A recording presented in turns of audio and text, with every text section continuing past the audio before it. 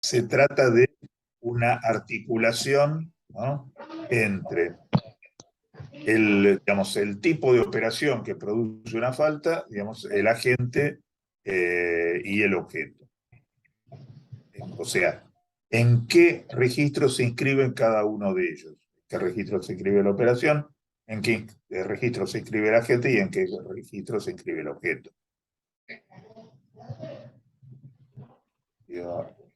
Eso es lo que además hace que sea un poco demasiado fácil confundirse a veces, ¿no?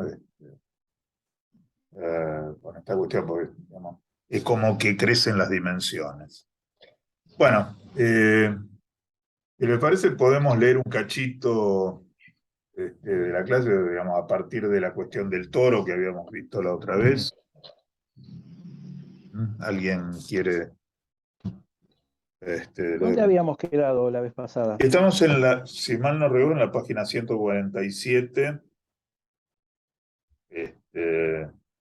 Al final, en el último parrafito, donde empieza a hablar del crosscut. Creo que era por ahí más o menos.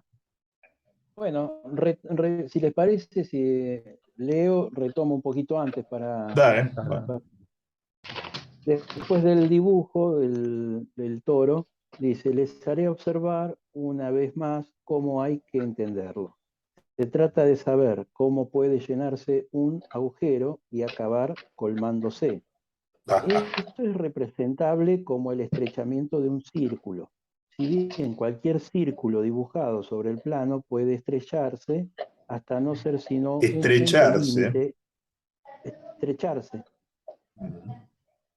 Eh, Dibujado sobre el plano puede estrecharse hasta no ser sino un punto límite evanescente y desaparecer. No es esto lo que ocurre en la superficie del toro. Sobre ella hay círculos con los cuales podríamos operar de este modo, pero basta que dibujemos de otra forma nuestro círculo para que no pueda reducirse a cero. Hay estructuras que no conllevan el colmamiento de un agujero. Si dibujo es para no expresarme de otro modo. La esencia del crosscut, tal como se lo mostré a ustedes el año pasado, es que no nos proporciona los dos tipos distintos de círculos. Nunca hay un círculo con reducción puntiforme, cualquiera que sea el corte que dibujen ustedes en su superficie.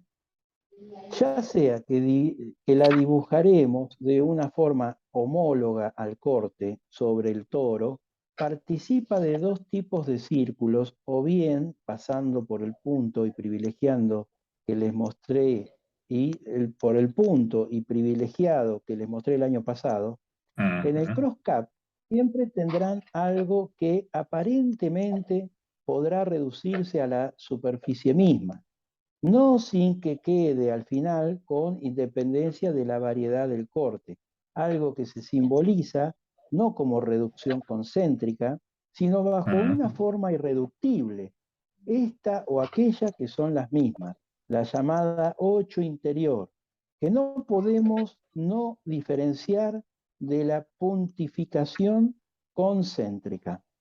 Por eso el crosscut fue para nosotros una vía distinta para abordar la posibilidad de un tipo irreductible de falta. Leo un párrafo más y dejo, y paro. La falta es radical en la constitución misma de la subjetividad, tal como se nos manifiesta por la vía de la experiencia analítica. Me gustaría enunciarlo con esta fórmula. En cuanto eso se sabe, en cuanto algo accede al saber, hay algo perdido. Y la forma más segura de abordar eso perdido es concebirlo como un pedazo de cuerpo. Claro. Bueno, ¿Quieren hasta. que pare acá? Vale. ¿Comentarios? Cuando marca esta cuestión donde los círculos concéntricos podrían ser reductibles hasta la dimensión de un punto y desaparecer, Sí, evanescentes, digamos, sí, sí. prácticamente. Sí. Digo, y en el 8 interior esto es un imposible, jamás se podría dar esa reducción a Claro. un punto. Digo, efectivamente. ubica esta cuestión donde por un lado casi sería un manejo en en dos dimensiones, en un plano nomás del punto, en este implica Claro, tres dimensiones el 8 interior siempre. claro, sí, sí, sí, en realidad efectivamente hay una superposición que exige ser representada en tres dimensiones. O sea, De como hecho, se llama en la matemática, serían cuerpos ya, porque los campos claro, implican sí, sí, sí, tres. en realidad, digamos, son recorridos en tres dimensiones. El Efectivamente, el cross-cap, en general, las superficies no orientables presentan este tipo de dificultades. Son, digamos, como superficies no pueden ser representadas plenamente en tres dimensiones, siquiera como la superficie de la esfera. Y sus recorridos, ¿no? Se inscriben en esa misma superficie. Digamos, concretamente, el cross-cap, así como la botella de Klein o cualquier superficie no orientable cerrada, son superficies que son insumergibles en tres dimensiones. Siempre hay, digamos, alguna singularidad, digamos, uno tiene que hacer una cierta renuncia, por decirlo de alguna manera, ¿no? Tiene que resignar algo de la representación, Mm, ¿no? Para poder materializarlo. Dicho de otro modo, digamos, uno puede materializar una esfera o un toro sumergidos en tres dimensiones. Mientras que, digamos, si vamos a tomar por ahora solo el cross-cap, ¿no? Para representarlo es necesario que esa superficie tenga la capacidad de penetrarse a sí misma sin corte, ujú. cosa que es imposible Posible. en tres dimensiones. Es decir, la posibilidad de sumergir un cross-cap se da a partir de un espacio de 4 dimensiones. De hecho, como tal, se hace específicamente en un espacio de 4 dimensiones.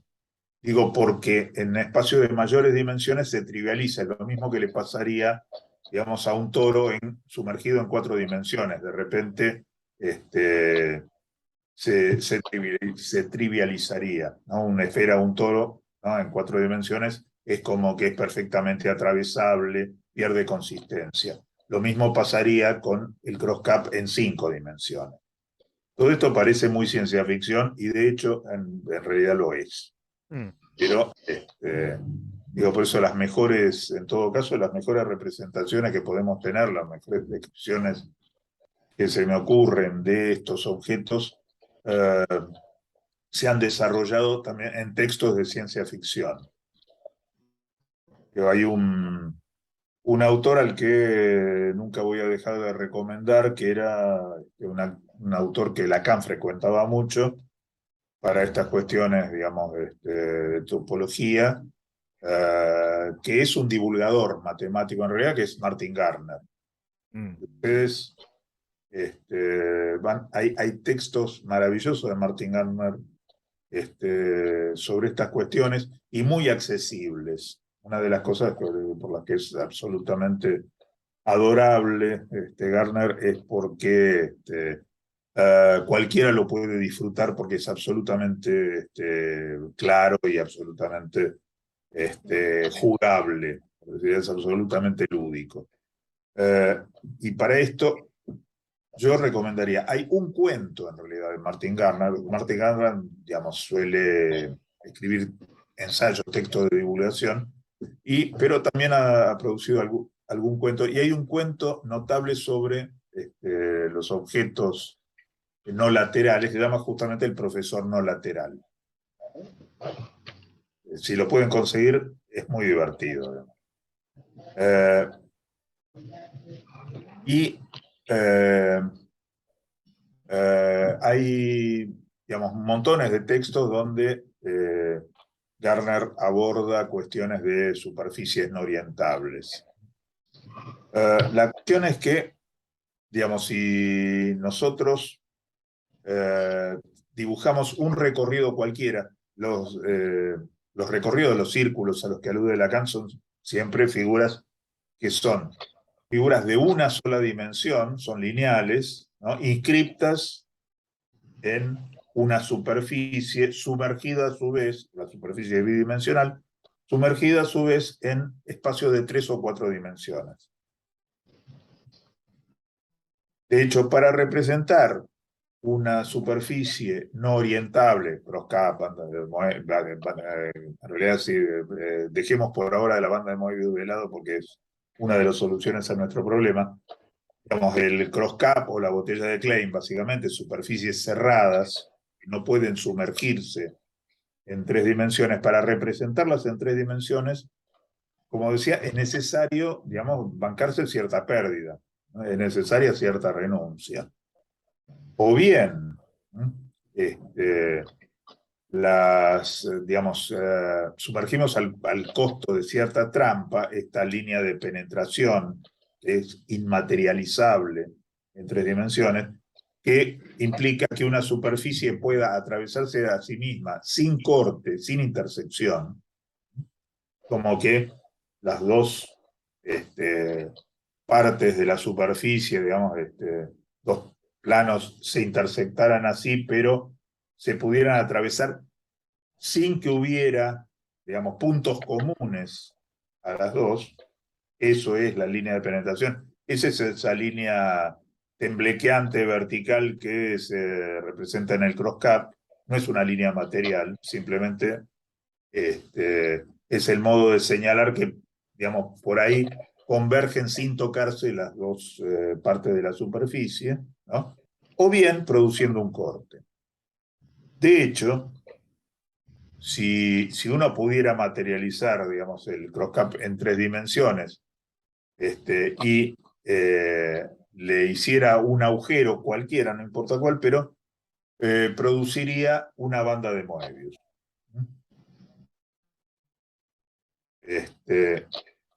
Una banda de Moebius es simplemente un plano proyectivo o cross-cap, como quieran llamarlo, ¿no? Al cual se le ha practicado un agujero, o sea, que tiene un borde. De hecho, digamos, sabemos que es tan bizarro este objeto, ¿no? Que ese borde continuo, que es uno solo, aparece localmente como los dos lados de una superficie. Digo, si uno va caminando por la banda de Moebius, cosa que habremos hecho en nuestra juventud cuantas veces, vemos a nuestra izquierda y a nuestra derecha bordes, ¿no? Como si estuviéramos, digamos, en la calle o si estuviéramos caminando sobre una cinta común. Ahora, lo que no advertimos mientras caminamos por esa cinta es que ese borde se continúa con, digamos, el del otro lado, que en realidad es un solo borde y que la superficie sobre la que estamos caminando se continúa también a lo largo de toda la banda. Con lo cual, digamos, ¿no? Estamos en problemas para definir lo que es derecha, izquierda, arriba, abajo. Incluso ya ahí a esa altura del partido no sabemos ni qué es lo que es adelante o detrás. Digo, esa situación, ¿no? Es justamente la que define la unilateralidad de este objeto, ¿no? La que define que ese objeto tiene una sola cara y que, por lo tanto, no es un objeto orientable en todos sus puntos. Bueno, básicamente esta es la descripción física más o menos elemental, ¿no? De lo que es un cross-cap. La cuestión es que justamente para poder, ¿no? representar, hay que producir una falta para poder transformar ese plano proyectivo, ¿no? insumergible en 3 dimensiones, para poder sumergirlo en 3 dimensiones, hay que producirle un agujero. Es decir, hay que hacerlo sufrir una pérdida. Esa pérdida, digamos, puede ser, digamos, De hecho, es siempre la de un disco que se le extrae como si se lo extrajéramos con sacabocado, digamos. Trazamos un círculo, lo sustraemos y manipulándolo, ¿no? Transformamos toda esa superficie en una banda de Moebius. Acá no lo vamos a hacer. Gráficamente tiene sus complicaciones, pero créanme, esto es así. Y que entonces todo plano proyectivo cerrado, ¿no? Es efectivamente la suma de una banda de Moebius más un disco. Si uno agarrara, ¿no? Un disco y lo fuera pegando borde a borde con una banda de Moebius, cada uno tiene un borde, por lo tanto, y son bordes continuos, ¿no? Tenemos que poder entonces unir todo el borde del disco con todo el borde de la banda, ¿no? Obtendríamos efectivamente el cross-cap. Lo que nos damos cuenta, si hacemos eso, es que en algún punto esa superficie tiene que autoatravesarse, tiene que penetrarse a sí misma. Porque vemos que en algún momento, mientras vamos cosiendo borde con borde, hay un punto irreductible donde lo que tenemos que coser está del otro lado. Digamos, el extremo que tenemos que seguir de repente me exige, ¿no? Atravesar esa superficie. Bueno, eso transforma, es lo que, digamos, permite transformar o que exige, digamos, por decir, desde un punto de vista de representación, ese disco simple en un 8 interior. O sea, lo que podemos decir, o bien el disco necesita atravesarse a sí mismo y transformarse en un 8 interior, o bien la banda de Moebius también exige un autoatravesamiento, ¿no? Para volver a la situación en la cual, digamos, teníamos el disco plano. Sea como sea, digamos, la situación, digamos, es inmaterializable en las 3 dimensiones, pero es perfectamente graficable. Acá hay una cosa muy curiosa, que se puede expresar en 2 dimensiones, digamos, porque seguramente estamos acostumbrados a los recursos gráficos, se puede representar más fácilmente en 2 dimensiones que materializarlo en 3. Digo, se entiende mucho mejor. Y de hecho, nosotros, la topología, digamos, que propone Lacan es una topología que se expresa muy fácilmente con recursos gráficos. Digo, está bien, digamos, si queremos jugar, de hecho, es muy útil también para familiarizarse con los objetos, jugar con bandas de Moebius y eso, pero, digamos, eso tiene sus limitaciones, digamos, son cosas que se pueden dibujar de todos modos.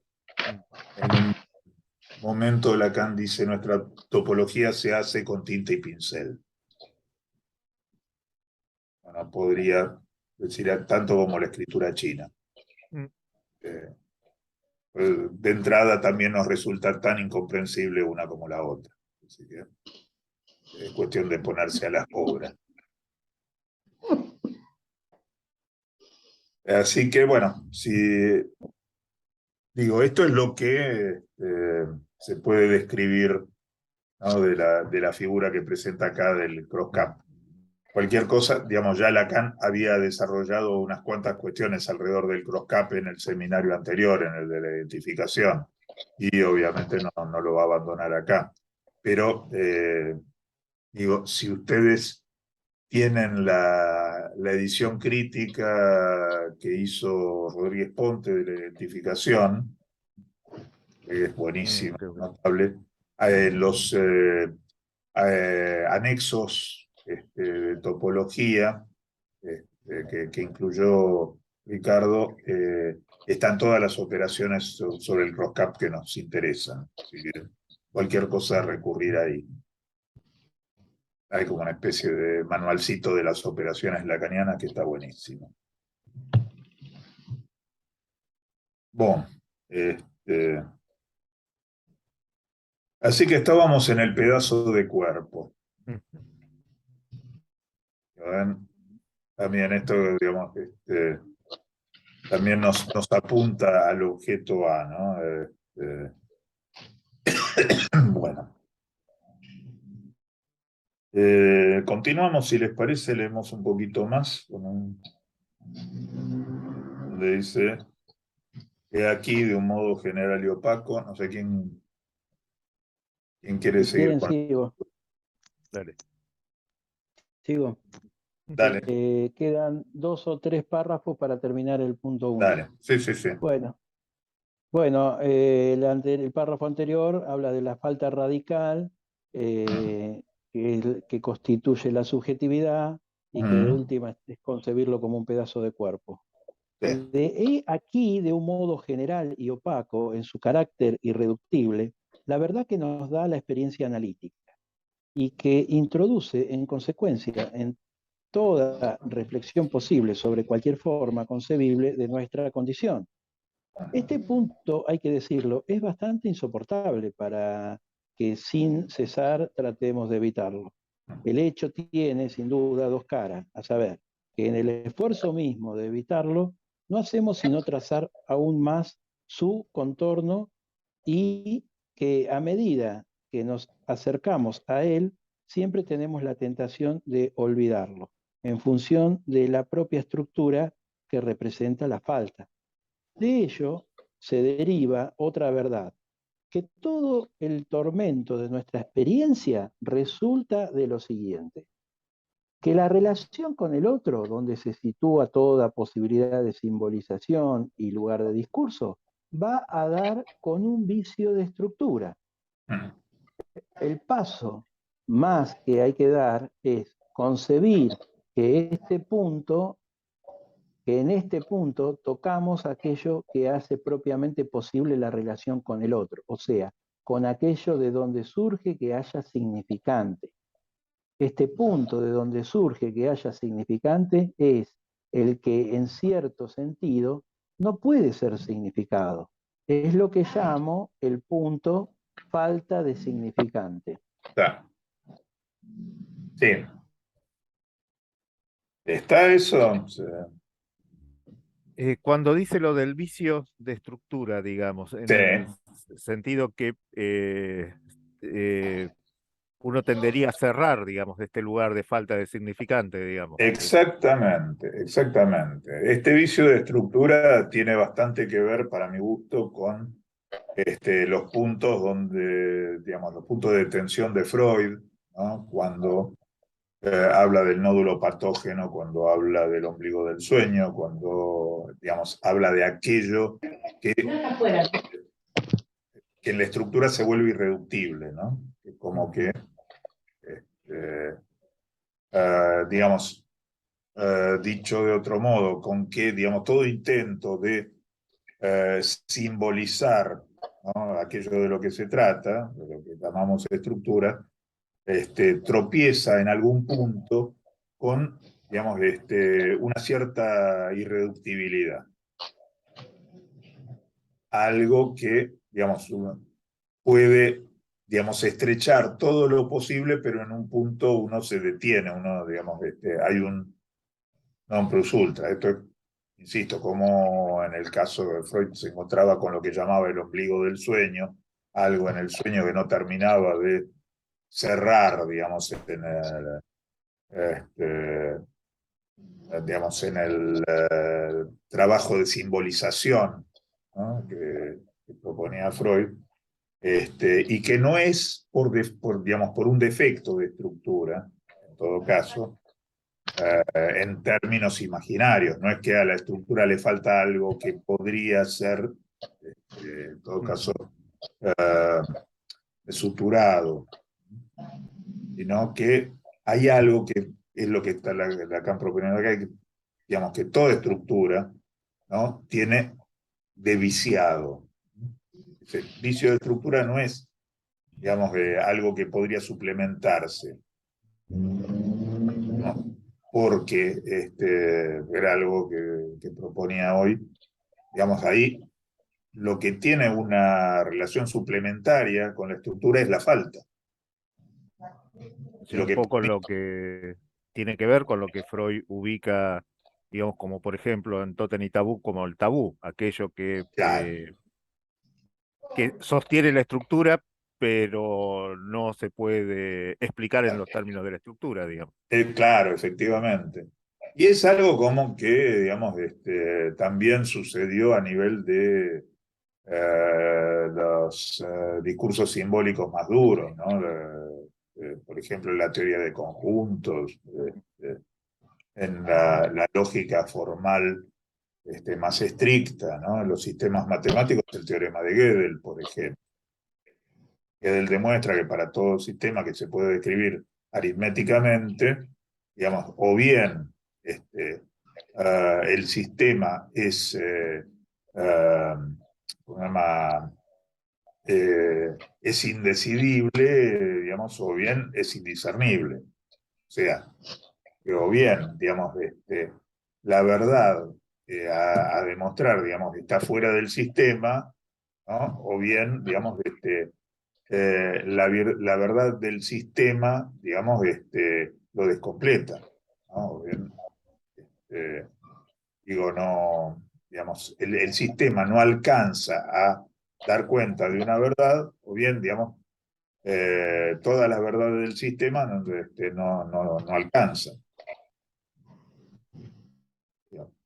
Si bien esto es un caso del cual en general se tiende a abusar, es, digamos, de un teorema que está restringido a los sistemas definibles aritméticamente, de todos modos, en general hay algo que, si bien no está demostrado para otros sistemas, funciona de ese modo.